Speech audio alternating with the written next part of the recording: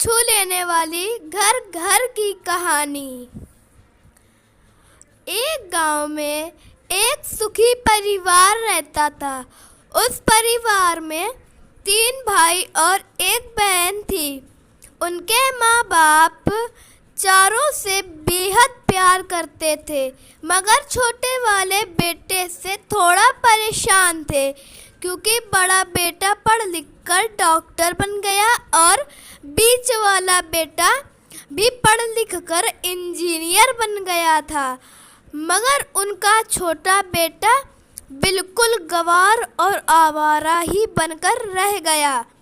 अब उनको 2 बेटों डॉक्टर और इंजीनियर की शादी हो गई थी और कुछ महीनों के बाद ही उनकी बेटी की भी एक अच्छे घराने में शादी हो गई। मगर छोटा बेटा अभी भी कुंवारा ही था, क्योंकि वह बिल्कुल अनपढ़ था और कहीं पर भी मजदूरी का छोटा सा काम करता था। इसलिए उसे शादी के लिए कोई रिश्ता नहीं आ रहा था और उसके माँ बाप उससे बहुत परेशान हो चुके थे। जब जब भी उसकी बहन अपने मायके आती तो पहले वह अपने डॉक्टर और इंजीनियर भाइयों से मिलती, मगर छोटे वाले भाई से तो वह बहुत कम मिलती थी, क्योंकि उसे ज़्यादा पैसे नहीं दे पाता था। लेकिन फिर भी वह अपनी बहन को वह बहुत प्यार करता था। उनके माताजी की तबीयत खराब होने लगी और छोटे बेटे की शादी बिना किए ही उनकी मृत्यु हो गई। उनके पिताजी ने सोचा कहीं अब किसी के मुंह से बंटवारे की बात ना निकल जाए, इसलिए अपने ही गांव की एक सीधी सादी लड़की से अपने गंवार लड़के की शादी करवा दी। शादी होते ही ना जाने क्या हुआ, अब उनका अनपढ़ बेटा पूरा मन लगाकर काम करने लगा और पहले से कहीं ज़्यादा मेहनत भी करने लगा। अब तो उसे कोई भी दोस्त बुलाने आता तो वह उसे यही कहता था कि भाई पहले तो मैं जैसे तैसे अकेले कमा कर खा लेता था, मगर अब मेरी शादी हो गई है तो मुझे अपनी पत्नी के लिए भी कमाना पड़ता है और कल को आने वाले बच्चे के लिए भी तो कुछ जोड़ना ही पड़ेगा। दोस्त, अब मैं तेरे साथ नहीं घूम सकता, यह कहकर उसका गंवार लड़का अपने काम पर निकल जाता है। अब उसके दोनों भाई डॉक्टर और इंजीनियर आपस में बात करते हैं कि हम दोनों तो उस गंवार से कहीं ज़्यादा पैसे कमाते हैं, इसलिए हम आपस में घर और ज़मीन का बंटवारा कर लेते हैं और उस गंवार से अलग हो जाते हैं, क्योंकि अब वह हमारे बराबर कभी नहीं कमा सकता।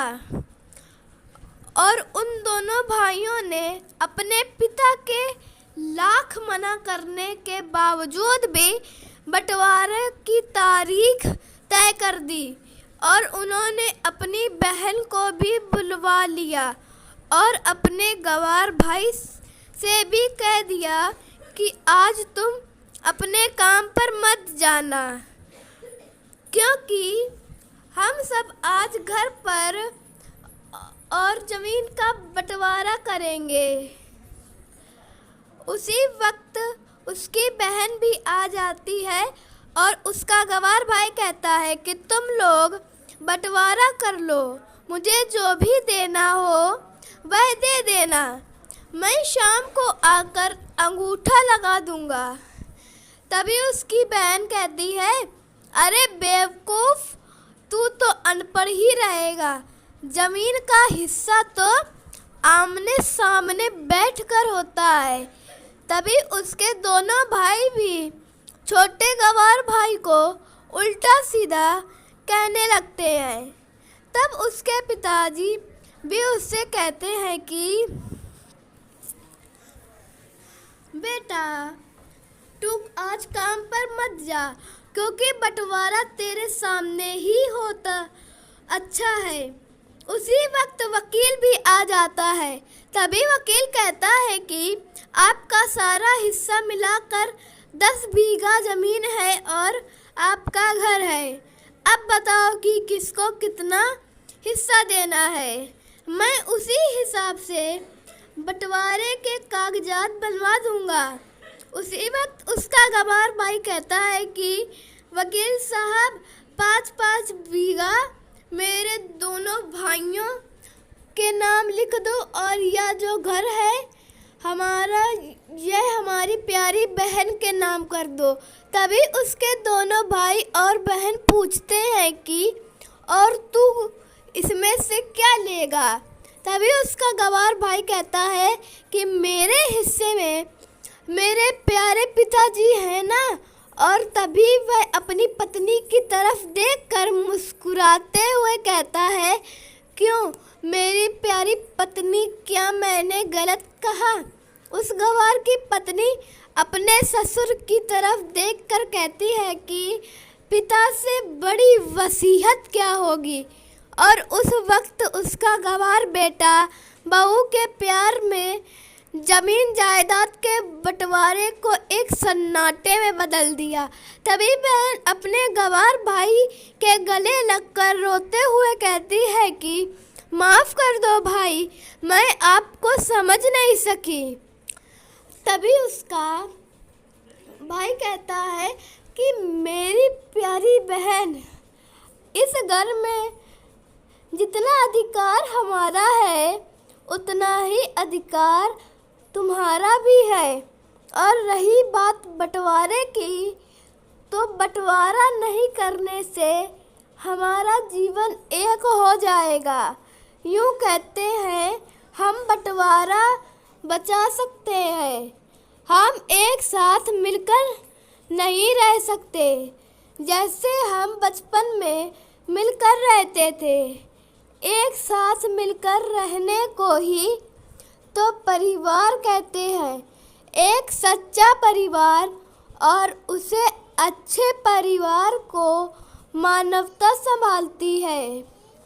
तभी उसके दोनों भाई भी बहुत शर्मिंदा होते हैं और वह बंटवारे के सभी कागज फाड़ कर फेंक देते हैं।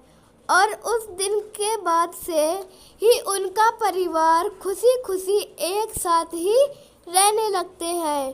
तो दोस्तों, अगर आपको कहानी अच्छी लगी हो तो हमारे चैनल को सब्सक्राइब करें और वीडियो को लाइक करें। धन्यवाद।